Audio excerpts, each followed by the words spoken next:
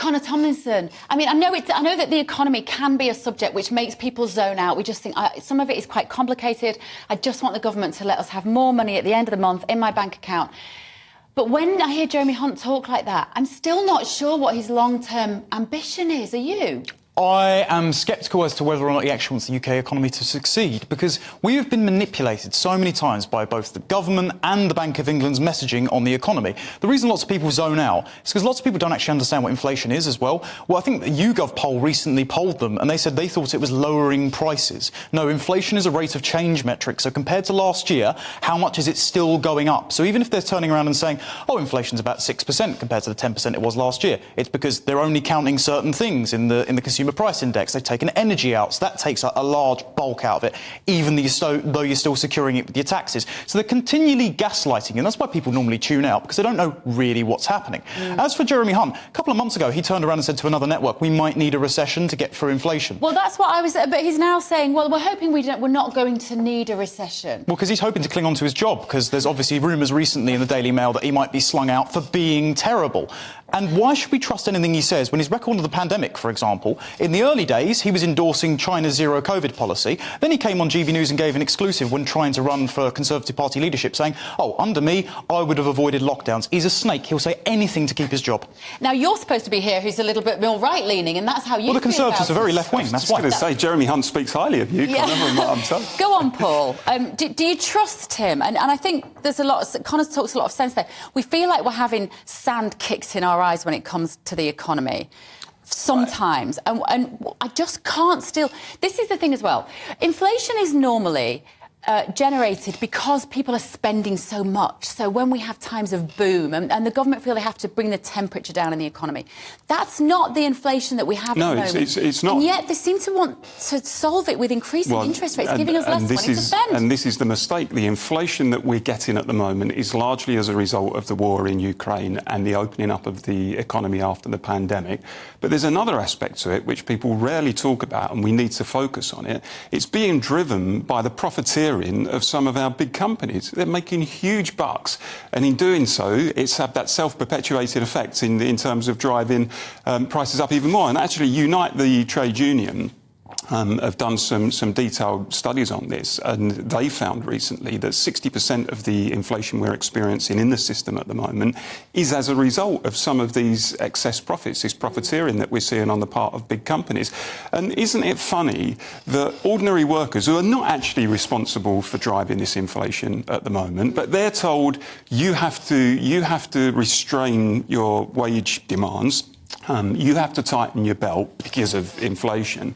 But when it comes to companies, the government never uses that same reason. They never say to companies, hold on a second, you guys should take a hit, you guys should keep your prices down. No, when it comes to companies, the government kind of thinks, well, that's perfectly natural. That's a perfectly normal thing for companies to seek to make more money or to increase, their prices as a result to cover the increase in costs and their overheads and so on. And yet when a worker says, well, do you know what, inflation's at 8, 9, 10% at the moment, I need a pay increase of that rate in order to counter that, they say, no, you've got to take the hit. You've got to take the hit in terms of your real wages. That, for me, has always been a contradiction that the Tory party have always peddled. But you see, that's what I find so baffling at the moment, Connor, is that... and what Paul says is right about the fact that it seems like the big corporations are profiting enormously at the moment. And I'm in favour of a free market. I don't want the government going into businesses and meddling. But what's happening at the moment, just inevitably because of their policy, is the smaller businesses, the decorator, the taxi driver, the garage owner, these people are going to struggle to make ends meet by the end of the year. And the Conservatives were always the party of small business. And this is why I think it's a controlled demolition, frankly. If you look at Jeremy Hunt's economic advisers, as soon as he became Chancellor, one of the leading guys was George Osborne's protege, who then left to go to BlackRock, the world's largest hedge fund, in bed with pretty much every... they're one of the leading shareholders of pretty much every company you could list off. In bed with the UN, in bed with the World Economic Forum and that sort of types. And much like Jeremy Hunt, much like the Bank of England, Rishi Sunak as well, they're spearheading central bank digital currencies. Yeah. They would like it so that, frankly, if the pound were to crash, there's a very convenient replacement currency that can come in. And so I do have to correct one thing, Paul. It's not just because of Ukraine and opening up. It's because of the quantitative easing that was conducted to pay for the furlough scheme. And now the Bank of England is the only bank centrally throughout the world that has conducted quantitative tightening by selling off the bonds to try and manipulate the economy. We're so reliant on the American and Chinese economy that they're taking a big gamble with our money. But if both those economies fail as well, we're doomed. Could it possibly be that long-term strategy? I don't accept that quantitative easing has had the impact in terms of the recent bout of inflation that Connor seems to think it massively has. increasing the money supply hasn't increased inflation. The interest rate rises that we're seeing at the moment are going to be crippling in terms of businesses, in terms of families, in terms of people who are coming into the end of their fixed rate mortgages or on tracker mortgages or whatever. It's going to be devastating for those people. It also, I think, takes us potentially into a recession. We're on the brink of a recession at the moment.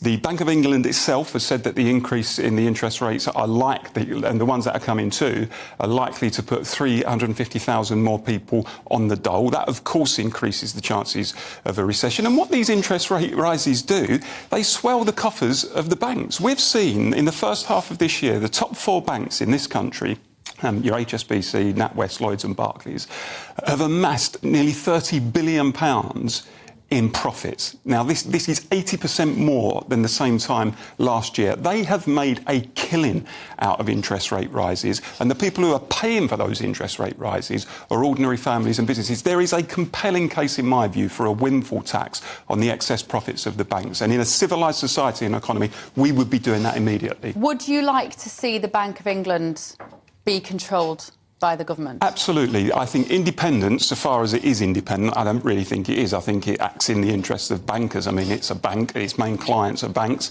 I think it sees things through the prism of a bank. The unaccountable officials who make these decisions see things through the prism of the banks. And I just think the idea, I mean, it's almost a given now. People think, no, it's absolutely fine, independence, that was sensible.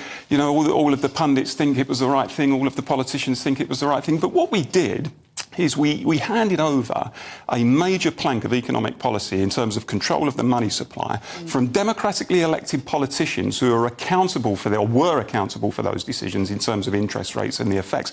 And we've given it to faceless officials who have got no mandate. And so when they make these decisions, which will have a devastating impact on ordinary families, what do the politicians do? They say, not me, Gov.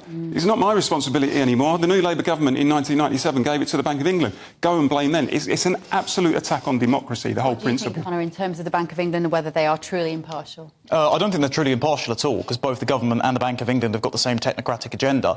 I wouldn't mind seeing them brought under government control, but not this government control. I would only be happy once the managerial types like Rishi Sunak, like Jeremy Hunt, were cleared out in favour of someone like Danny Kruger as the Treasurer instead, and then we might get some responsible fiscal policy. Well, I'm a big fan of Danny Kruger. I like him very much indeed, but if as the polls suggest, Labour get in the next election, whether that is end of 24 or even looking like it might even go into 25, I think we heard this week.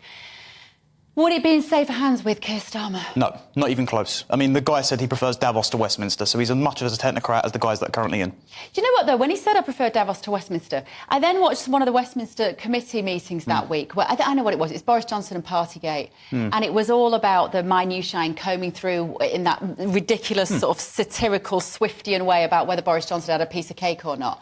And I thought at that point, yeah, I can see what he means, Keir Starmer, because at least in Davos they're coming up with ideas. At least they're trying to come up with big image, big vision stuff. We may not agree with it. Can you look at him even remotely sympathetically through that lens or not? No, because they ply him with cocktails to get him on board with the agenda. That's it. Well, right, let me come to you then, Paul. In terms of this, the timescale we're looking at here, interest rates, as we said, up another 0.25% this week. The Bank of England is saying unemployment is going to rise. When do you think this bubble is going to burst? And if we are heading for a crash, as Connor says, when? Because I think a lot of people are going to have a really rubbish Christmas this year. Well, I think if the trajectory of interest rates continues the way it's going, there's every indication they will. As I said, we're going to see hundreds of thousands of people thrown out of work. Yeah. We're going to see reduced demand in the economy. We know what happens in terms of, dipping into a recession. We get into that downward spiral. Where people then get laid off. There's less purchasing power in the economy as a result of that. Companies lay more people off, their profits are less, and it's very difficult to turn that whole thing round. And the only agency with the power to turn that round is government. You know, government has to lean against market logic in those circumstances when everybody else is tightening their belt. But look, I mean, just coming back to the point about Labour, I think Labour would run a fairer economy. They generally do. I would say that because I'm on the left, but I think Labour would run a fairer economy. Well, you can barely get further left than this current Conservative government, in my opinion. Well, I'd probably disagree with you on that, Bev. But I think they'd run a fairer economy. How? Out of interest, how? How are this Conservative government?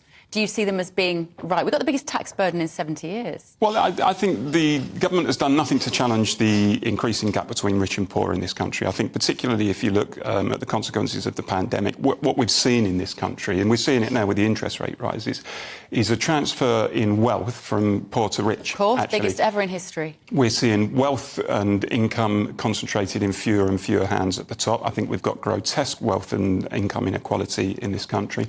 And I don't think... And by the way, I don't think Labour really has got the answers to it fundamentally in terms of how to rebalance the economy. I don't think Labour has come up with any serious ideas. How do we reindustrialise? How do we make ourselves more competitive and productive? What's the industrial strategy? How do we repatriate some of our industries and blue-collar jobs that we've lost overseas? How do we make our currency more competitive? How do we manage demand? No, what Labour and the Tories do these days is say, do you know what, we'll step back, and the people who are best placed to make those decisions are bankers at the Bank of England and top bosses and the market. It seems to me that wherever you look, you've got a population that seems to be looking to the state to solve everything.